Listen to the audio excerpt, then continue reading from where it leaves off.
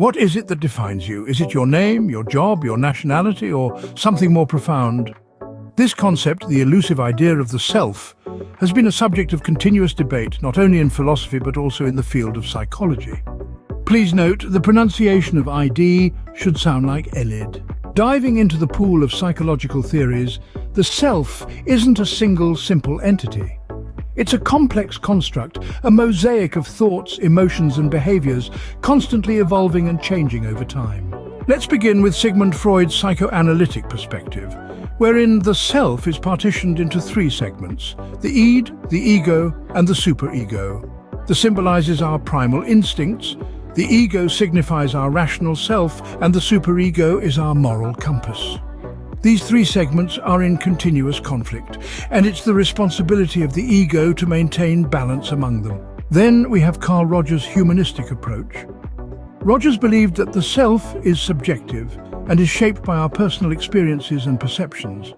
He proposed the idea of the real self and the ideal self.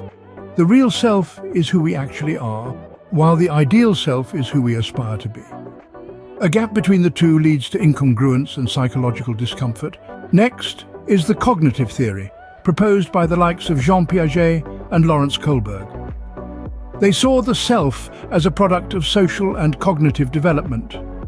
Our interactions with the world around us shape our self-concept and our understanding of ourselves. Finally, there's the social identity theory, which suggests our self is largely influenced by the groups we identify with. These could be our family, friends, or even our favorite sports teams. Our social identities shape our self-perception and how we interact with others. The exploration of the self doesn't end here.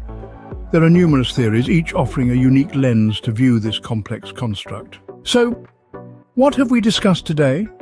We've delved into the concept of the self, starting with Freud's psychoanalytic perspective, moving to Rogers' humanistic approach, then to cognitive theory, and finally, the social identity theory.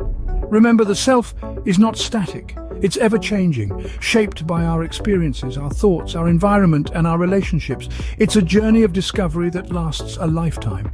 So, keep exploring, keep questioning, and keep evolving. The journey to understanding yourself is as fascinating as it is complex. And in this journey, remember the words of the ancient Greek philosopher Heraclitus: "No man ever steps in the same river twice, for it's not the same river and he's not the same man." In the same vein, every day brings a new opportunity for self-discovery and self-growth. Embrace it.